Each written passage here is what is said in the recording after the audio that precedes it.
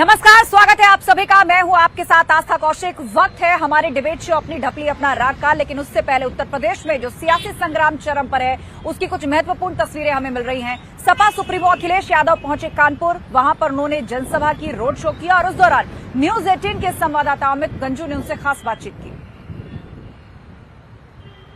Party के राष्ट्रीय अध्यक्ष हैं जो तूफानी दौरे पर हैं। पहले तो मैं दृश्य दिखाने की कोशिश करूंगा कि कानपुर में अखिलेश के रोड शो में किस तरह लाखों की संख्या में, पहले जो संख्या 5,000, 10,000, 15,000 और उसके बाद अब ये है कि 1.5 किलोमीटर के स्ट्रेच को 1.5 घंटे ज्यादा का समय लग चुका है। हमारे साथ राष्ट्रीय सर 2 राउंड फेजेस पूरे हो चुके हैं। समाजवादी कहाँ? देखिए, जो पहले 2 चरण थे उसी में जनता ने गठबंधन का शतक बनवा दिया है। तीसरे चौथे में बहुमत की सरकार के पार हो जाएंगे। मुझे ये लगता है कि जनता की जो नाराजगी है अब वोट के माध्यम से निकल रही है। जनता महंगाई पर सवाल जानना चाहती है। भारतीय जनता पार्टी ने जो बेरोजगारी बढ़ाई उसके खिलाफ मतदान हो रहा है। किसानों के साथ जो धोखा हुआ, आय दोगुनी का वादा किया, महंगाई बढ़ा दी है, इन्वेस्टमेंट जीरो है। डिफेंस एक्सपो को लेकर के डिफेंस कॉरिडोर बनाने का जो सपना दिखाया था वो जुमला निकला। इसलिए जनता नाराज है, जनता परिवर्तन चाहती है, जनता बदलाव चाहती है और इस चुनाव में जनता के साथ समाजवादी पार्टी का गठबंधन खड़ा है और मुझे उम्मीद है कि उत्तर प्रदेश से इस बार भारतीय जनता पार्टी का सफाया होगा। सर 80-20 का एक नारा शुरू किया था भाजपा ने, सेकंड फेज आते थे, वो नारा क्या हो गया? आप क्या कहेंगे? क्या देखिए, मैंने जिस समय पहली बार 80-20 की बात कही गई थी उस समय भी मैंने ये कहा कि 80% जनता गठबंधन के साथ है और 20% जनता नाराज है। तो समझ लीजिए भारतीय जनता पार्टी का होगा क्या। और जब से 2 फेजेस में वोट पड़ा है, भारतीय जनता पार्टी के नेताओं की भाषा बदल गई है। हमारे मुख्यमंत्री पता नहीं किस भाषा का इस्तेमाल कर रहे हैं। बीजेपी के लोग, उनको समझ में नहीं आ रहा कि रास्ता क्या निकाले, क्योंकि नौजवान बेरोजगारी पे वोट दे रहा है कि जिस तरह बेरोजगारी बढ़ाई है, महंगाई बढ़ी है, किसान की बर्बादी है, उसका जवाब भारतीय जनता पार्टी के पास नहीं है। सर भाजपा के नेता पर्सनली आपको घेर रहे हैं अब पार्टी पॉलिटिक्स छोड़कर, इसमें क्या कहेंगे सर आप? देखिए, भारतीय जो आदमी खिसिया जाता है, जो हारने लगता है, उसकी भाषा ऐसी होती है और क्योंकि वो हार रहे हैं, उनके साथ जनता का समर्थन नहीं है, इसलिए वो भाषा का गलत इस्तेमाल कर रहे हैं। बस एक आखिरी चीज, पश्चिम से पूरब तक अब आपका ये चल रहा है, पूरब में कैसा रिस्पांस उम्मीद कर रहे हैं? पश्चिम से अच्छा एक बार? तीसरे चरण के बाद भारतीय जनता पार्टी के बूथों पर भूत नाचेंगे। 7वें चरण आते आते इनके बूथ पर भूत नाचेंगे। इन्हें बूथ पर वोट देने वाले तो दूर, मक्खी मारने वाले भी नहीं मिलने वाले 7वें चरण में। तो आपने देखा हमारे साथ समाजवादी पार्टी के राष्ट्रीय अध्यक्ष हैं जो अपनी पार्टी की जीत के प्रति कॉन्फिडेंट। उनका साफ कहना है कि समाजवादी पार्टी के कार्यकाल में विकास की गंगा बही और 2017 के बाद विकास का पहिया थम सा गया। कहीं ना कहीं आज अपने रोड शो के माध्यम से समाजवादी पार्टी के राष्ट्रीय अध्यक्ष ने बताने का प्रयास किया कि सपा हर तरह से सक्षम है और समाजवादी पार्टी की जीत सुनिश्चित है। आशीष पांडे के साथ अमित गंजू, न्यूज 18 कानपुर।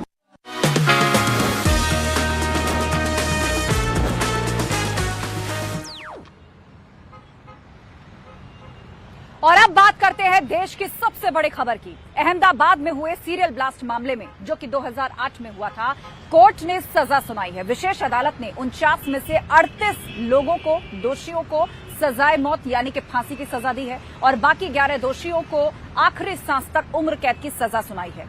आजाद भारत के इतिहास में यह पहला बड़ा मामला है जहां एक साथ इतने दोषियों को, यानी 38 दोषियों को फांसी की सजा कोर्ट से मिली है।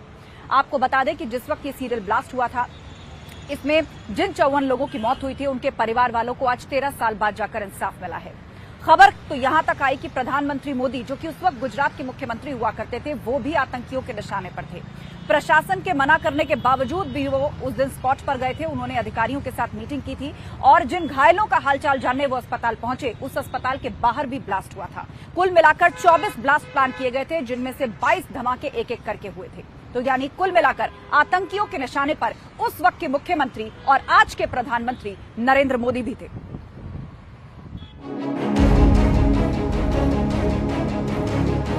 अहमदाबाद सीरियल ब्लास्ट में फैसला।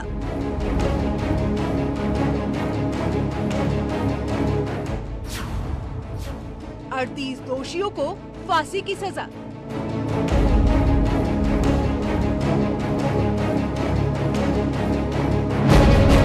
फॉर बॉम्ब ब्लास्ट केसेस उन्होंने 38 एक्यूज को आज हैंगिंग किया है और 11 एक्यूज को लाइफ टाइम की सजा दी है। 11 दोषियों को आखिरी सांस तक कैद। क्राइम ब्रांच अहमदाबाद ने जो डिटेक्शन किया, उसके बाद में जो इन्वेस्टिगेशन किया और इंटरस्टेट एजेंसियों के सहकार से जो एविडेंस इकट्ठे किए, इसका यह परिणाम है कि आज 49 दोषितों में से 38 को फांसी की सजा हुई है और 11 को आजीवन कैद की सजा हुई है। आजमगढ़ के 5 आतंकियों को फांसी।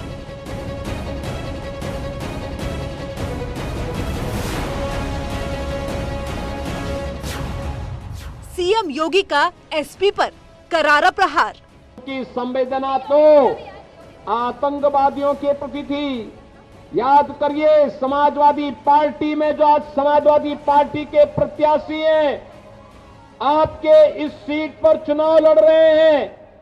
याद करिए 2012 में जब वो मुख्यमंत्री बने थे, उन्होंने पहला फैसला क्या लिया था? पहला फैसला था अयोध्या में राम जन्मभूमि पर आतंकी हमला करने वाले आतंकवादियों के मुकदमों को वापस लेने का।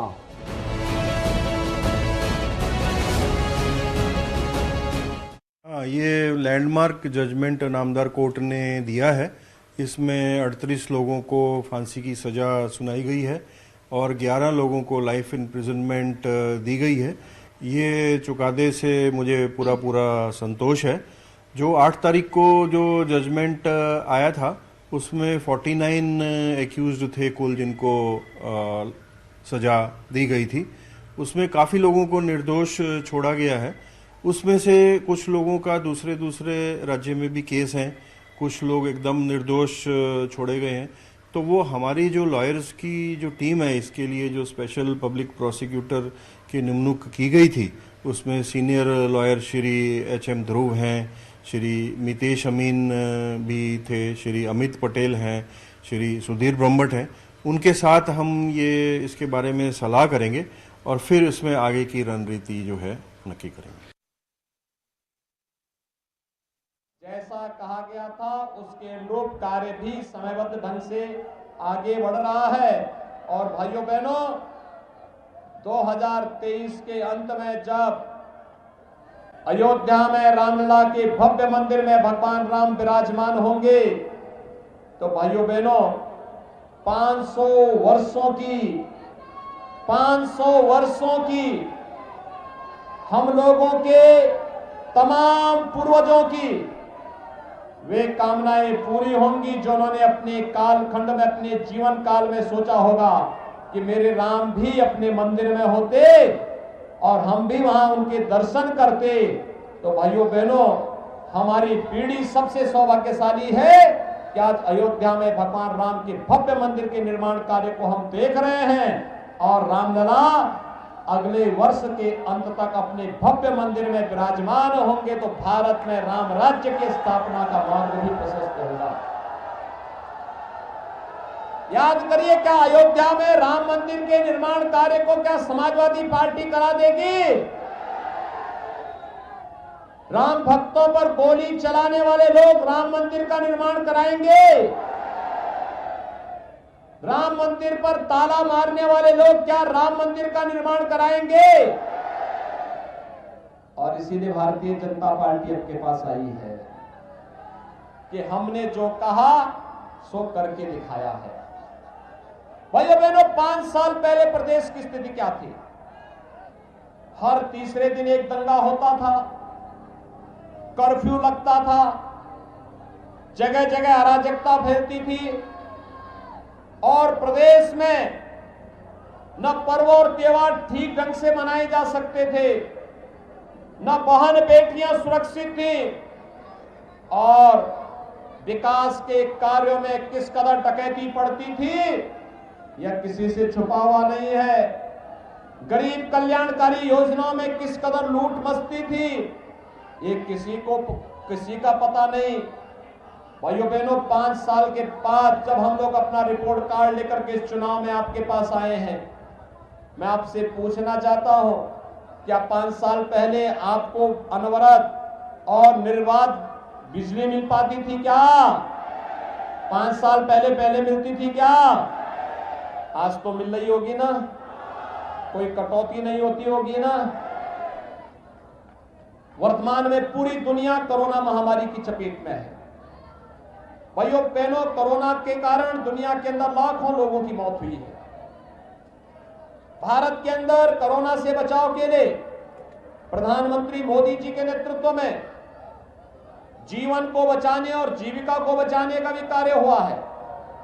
और कानपुर से ज्यादा इसको कौन देख सकता है कि भाइयों बहनों, कानपुर में तो कोरोना के कारण सर्वाधिक लाभ कानपुर में अगर किसी विधानसभा सीट को प्राप्त हुआ है तो मेट्रो के कारण आपके कल्याणपुर विधानसभा सीट को सर्वाधिक लाभ हो रहा है। मेट्रो का संचालन प्रधानमंत्री जी ने यही कानपुर में आकर के उसका शुभारंभ किया। कोरोना भी कानपुर मेट्रो की रफ्तार को थाम नहीं पाया था। हमने जीवन को ही बचाया, जीविका को बचाने का काम भी किया और हम लोगों ने पूरे प्रदेश के अंदर फ्री में टेस्ट, फ्री में उपचार, फ्री में वैक्सीन। कितने लोगों ने वैक्सीन ली है? पीछे तक जिन लोगों ने वैक्सीन ली है, क्या आप लोग ले चुके हैं? उस पार सभी लोगों ने वैक्सीन ले ली है। वैक्सीन का कोई पैसा तो नहीं मांगा किसी ने, वैक्सीन फ्री है ना। और वैक्सीन का प्रभाव क्या है मालूम है? तीसरी वेव कब आई कब चली गई कोई पता नहीं लगा। तीसरी वेव को हम कंट्रोल कर लिए हैं। भाइयों बहनों, कोरोना प्रबंधन का जो मॉडल उत्तर प्रदेश ने दुनिया के सामने दिया है, उसकी सर्वत्र सराहना हुई है। यह आपके आशीर्वाद से हुआ है। और भाइयों बहनों, कोरोना कालखंड में आपने एक बात और देखी होगी कि फ्री में वैक्सीन और सबको वैक्सीन तो लगाया गया, लेकिन डबल इंजन की सरकार है, डबल डोज राशन का भी प्राप्त हुआ होगा हर गरीब को। डबल डोज राशन का, राशन के नाम पर किसी ने पैसा तो नहीं दिया ना, फ्री में राशन मिल रहा है ना। भाइयों बहनों, पहले की सरकार में ये राशन का पैसा, ये बिजली का पैसा, ये दवा का पैसा कहां चला जाता था? यही पैसा चला जाता था समाजवादी पार्टी के इत्र वाले मित्र के घर में। कहां जाता था? और इसीलिए हम लोगों ने 5 वर्ष के अंदर गरीब कल्याणकारी योजनाओं का लाभ तो प्रत्येक नागरिक को देने का काम किया ही, विकास की योजनाओं को मजबूती के साथ आगे बढ़ाने का कार्य किया ही, लेकिन साथ साथ भाइयों बहनों, हमने ये भी तय किया है, जब तक ये भ्रष्टाचारी, पेशेवर माफिया और अपराधी अपना नग्न तांडव करते रहेंगे, तब तक विकास का कोई मतलब नहीं।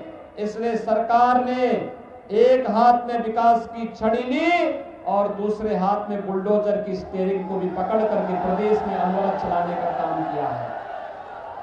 आज आप देख रहे होंगे विकास के कार्य में कोई बाधा नहीं। मेट्रो का संचालन हो रहा है, कानपुर को फिर से एयर कनेक्टिविटी के साथ जोड़ दिया गया है और कानपुर, मां गंगा की असीम कृपा कानपुर पर है। याद करिए, कानपुर का सीसा मऊ नाला 14 करोड़ लीटर सीवर गिराता था यह गंगा मैया में। पिछली बार हम प्रधानमंत्री जी को आमंत्रित किए थे और जहां पर सीवर गिरता था, आज वहां पर सेल्फी पॉइंट बना हुआ है। आज गंगा मैया कानपुर में अविरल है, निर्मल है, अपना आशीर्वाद दे रही है और खूब फलने फूलने का आशीर्वाद दे रही है। और आशीर्वाद ये भी दे रही है कि हमारे यहाँ पर अब कोरोना नियंत्रित होगा तो कानपुर में एक रिवर फ्रंट का भी निर्माण होना चाहिए। यही गंगा मैया की आशीर्वाद है। भाइयों बहनों, ये काम करेगा कौन? ये काम करेगी डबल इंजन की सरकार। जब केंद्र में और प्रदेश में एक विचारधारा कर एक पार्टी की सरकार होगी तो विकास कार्य तेजी के साथ आगे बढ़ेगा। लेकिन भाइयों बहनों, विकास की पहली शर्त होती है सुरक्षा। विकास की पहली शर्त होती है सुरक्षा। आपने 5 साल में प्रदेश के अंदर कहीं कर्फ्यू लगते हुए देखा है क्या? नहीं तो छोटी छोटी बात के लिए कर्फ्यू लगता था। कानपुर में तो उत्तेजना फैलती थी, अराजकता फैलाना कुछ लोग अपना जन्मसिद्ध अधिकार समझते थे। पश्चिमी उत्तर प्रदेश में व्यापारी पलायन करता था, बेटियां स्कूल नहीं जा पाती थी, महिलाएं बाजार नहीं जा पाती थी और जिस प्रकार का तांडव पूरे प्रदेश के अंदर था वह किसी से छुपा हुआ नहीं। लेकिन भाइयों बहनों, आज जब हम 5 साल के अपने रिपोर्ट कार्ड के साथ आपके पास आए हैं तो भाइयों बहनों, मैं आपसे कह सकता हूं 5 साल में प्रदेश में एक भी दंगा नहीं हुआ। 5 साल के अंदर प्रदेश में दंगों के कारण कर्फ्यू नहीं लगा। और भाइयों बहनों, 5 साल के अंदर दंगा और कर्फ्यू नहीं, लेकिन कर्फ्यू की जगह कावड़ यात्रा ने ले लिया है। और बमबाजी की जगह आज कावड़ यात्री जब निकलता है, हर हर बम बम का नारा लगा करके निकलता है, तो ऐसे लगता है जैसे शिव के भक्ति में लीन हर उत्तर प्रदेश वासी आज शिव का गढ़ बनकर के उत्तर प्रदेश के विकास में अपना योगदान दे रहा है। भाइयों बहनों, आज मैं आपका आह्वान करने के लिए आया हूं। याद करिए, समाजवादी पार्टी की सरकार 5 साल तक थी। 5 साल में इन्होंने 18,000 गरीबों को भी मकान नहीं दिया। और भारतीय जनता पार्टी की डबल इंजन की सरकार ने 5 साल में 43,50,000 गरीबों को एक आवास उपलब्ध कराया है। 2,61,00,000 गरीबों को एक शौचालय उपलब्ध करवाया है। पर्याप्त बिजली, सबको बिजली और निर्बाध बिजली के लक्ष्य को प्राप्त किया है। आज प्रदेश एक्सप्रेसवे बन रहा है। याद करिए, लखनऊ और कानपुर के बीच भी एक नया ग्रीनफील्ड एक्सप्रेसवे बन रहा है। और पिछली सरकारों के समय याद करिए, हर कस्बे में, हर जनपद में पिछली सरकार ने अपनी प्रवृत्ति के अनुरूप तमंचाबाजियों को और कट्टा बनाने वालों को जन्म दे दिया था। आज तो कानपुर में डिफेंस कॉरिडोर बन रहा है और डिफेंस कॉरिडोर के माध्यम से रोजगार भी यहां प्राप्त होगा। और डिफेंस कॉरिडोर के माध्यम से जब तोपें बनेंगी तो कानपुर का नौजवान उन तोपों को लेकर के जब भारत की सीमा में जाकर के दुश्मन को गरजेगा तो फिर पूरा भारत एक बार फिर से कह उठेगा भारत माता की जय के नारों के साथ। और आपको उसी के साथ जोड़ने के लिए आज हम सब यहां पर उपस्थित हुए हैं। भाइयों बहनों, भारतीय जनता पार्टी प्रथम 2 चरण में प्रचंड बहुमत के साथ सरकार बनाने की ओर अग्रसर है। तीसरे चरण में 20 फरवरी को चुनाव होने हैं। 20 फरवरी को 59 विधानसभा सीटों पर चुनाव होने हैं। और मैं आपका आह्वान करने के लिए आया हूं। भारतीय जनता पार्टी पिछली बार बिना किसी भेदभाव के प्रदेश के अंदर 25 करोड़ जनता को सुरक्षा देने, 25 करोड़ जनता को विकास की योजनाओं के साथ जोड़ने, 25 करोड़ लोगों को गरीब कल्याणकारी योजनाओं के साथ जोड़ने, प्रदेश की बेटियों को और प्रदेश की बहनों को सुरक्षा प्रदान करने और प्रदेश के अंदर शांति, सौहार्द और समृद्धि का मार्ग प्रशस्त करने की दिशा में अग्रसर हुआ है, तो उसके पीछे कारण था कि भारतीय जनता पार्टी ने कानपुर की कल्याणपुर और गोविंद नगर सीट पर विजय प्राप्त की थी। और मैं एक बार फिर से आपका आह्वान करने के लिए आया हूं, आप इन दोनों विधानसभा सीटों पर भारतीय जनता पार्टी को विजयी बनाएंगे। सभी लोग सहमत हैं? याद करना, मुजफ्फरनगर के दंगों के लिए जिम्मेदार व्यक्ति समाजवादी पार्टी के प्रत्याशी बनकर के एक बार फिर आपके बीच आए हैं। देखो, हमने तो अपना काम किया। जिन लोगों ने मुजफ्फरनगर के दंगाइयों का सपोर्ट किया था, सरकार ने अपना काम किया उनके लिए। अब बारी आपकी है कि जो लोग दंगा करवा करके प्रदेश में विकास में बाधक बनते थे, अराजकता पैदा करते थे, उन्हें क्लीन चिट देते थे, उन लोगों को दोबारा विधानसभा में जाने का अवसर कतई मत दीजिएगा। आप सभी सहमत हैं? सभी लोग सहमत हैं? उस पार भी और सड़क के इस पार भी। भाइयों बहनों, दोनों हाथ उठा करके मेरे साथ बोलेंगे। दोनों हाथ उठा करके, जहां तक मेरी आवाज जा रही है उस पार के लोग भी दोनों हाथ उठा करके बोलेंगे, भारत माता की, भारत माता की, भारत माता की।